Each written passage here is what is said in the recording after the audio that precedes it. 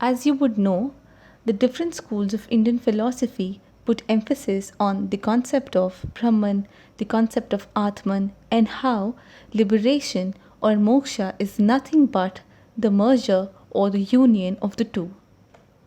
Now, why is this concept of moksha or why is this concept of liberation given so much importance in the classical schools of Indian philosophy?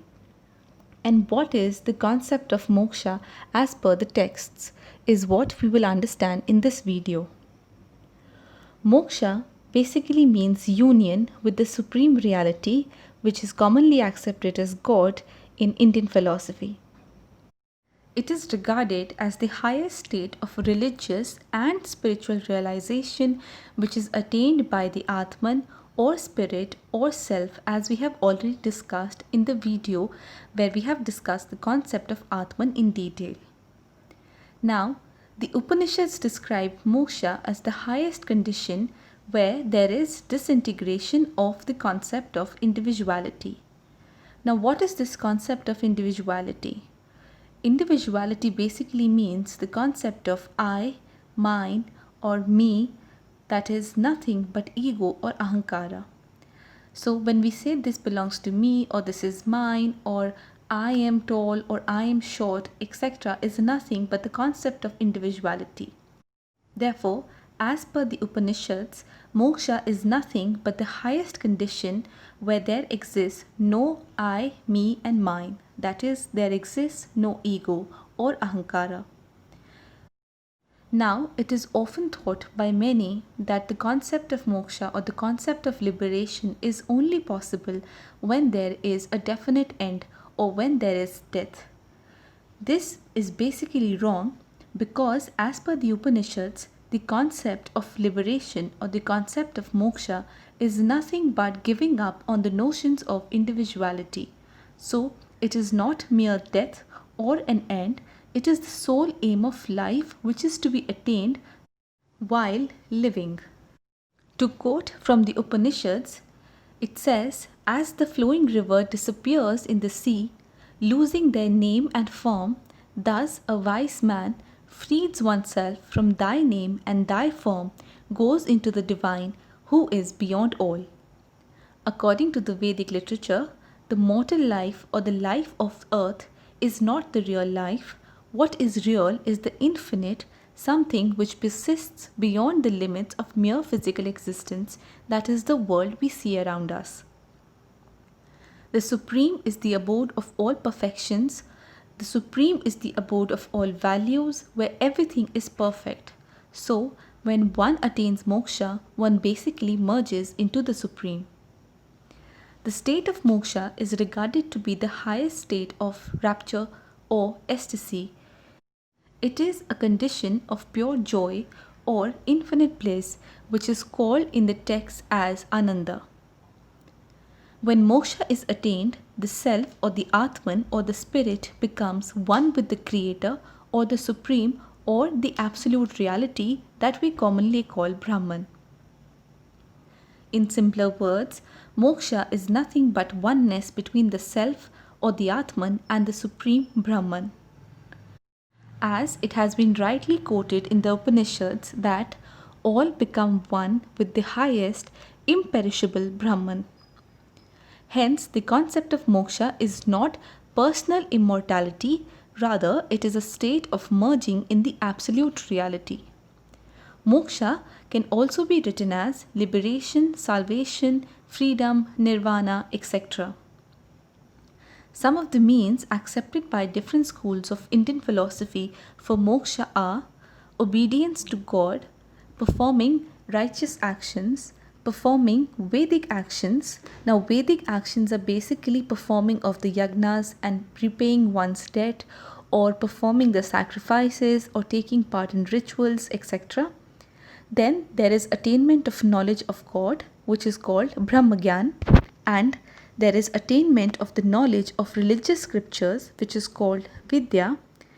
Then there is showing devotion towards God, which is called Prapatti, and introspection on the self, which is the way by which one basically realizes the concept of self, the concept of Atman, the absolute goal of Atman, etc. Then there is meditation, which is nothing but focusing on God, and it is called Upasana. And lastly, there is complete surrender of oneself or Atman to God, which is called Guru Papati in the texts.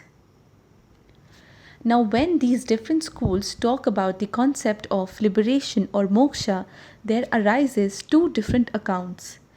In a way, we can call it as there arises a confusion or varying views regarding the concept and the nature of liberation. According to the Upanishads, from a human point of view, it is not possible to describe the vastness or fullness of absolute reality, that is, God. So, the two views have emerged with the passage of time, which have been adopted by different schools of Indian philosophy. So, the reason is that because the Upanishads say that Brahman is so vast knowledge that it cannot be known by finite brains or finite minds, so there are two different varying opinions on the concept and the nature of moksha which have been accepted by the different schools of Indian philosophy. These two views are, there is view 1 which says moksha is the state of likeness to God. Then there is the other view which says moksha is the state of oneness with God.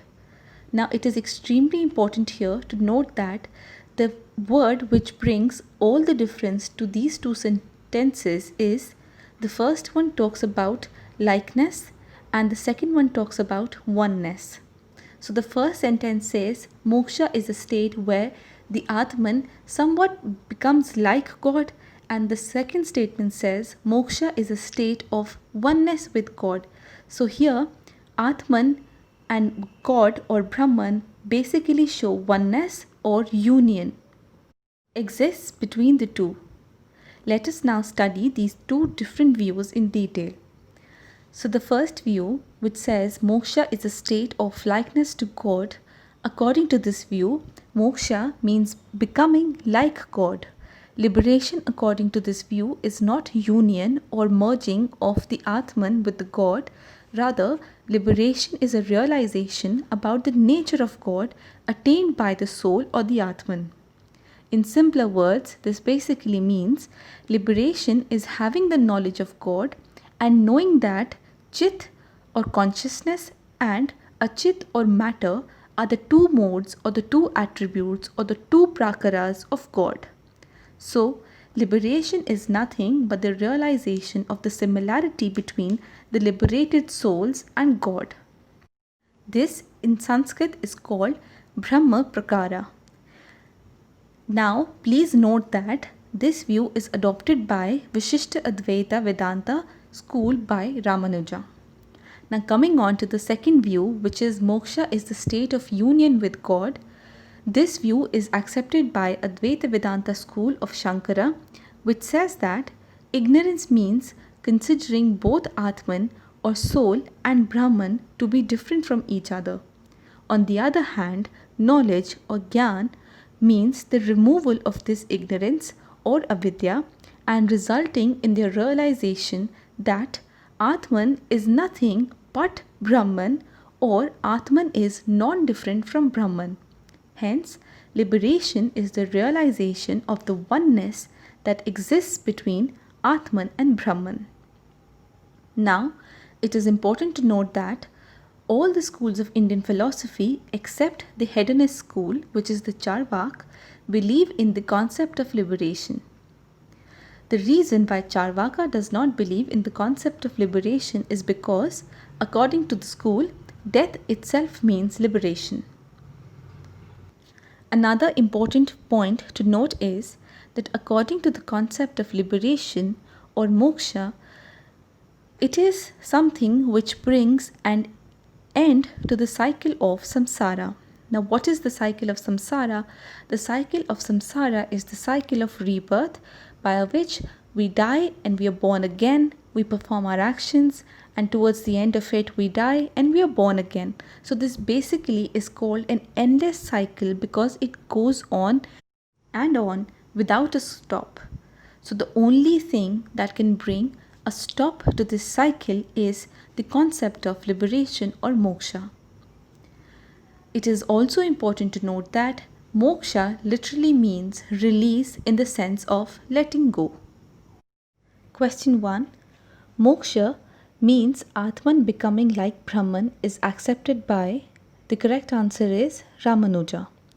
Moksha is the state of likeness to God. This view is adopted by the Vishishta Advaita school of Vedanta. Question 2. The state of moksha is called? The correct answer is B. Now this is a tricky question because the correct answer is not D, that is both B and C. Ananda means infinite bliss, which is associated with liberation or moksha, whereas Sukha simply means happiness. Question 3. Moksha literally means? The correct answer is D, letting go. The term moksha literally means an act of letting go or an act of release in the sense of letting something go away. This is the literal meaning of moksha which the question asks. Question is confusing because both A and B options are not correct because these two, that is union and likeness, are the interpretations by the different schools of Indian philosophy regarding the concept of moksha.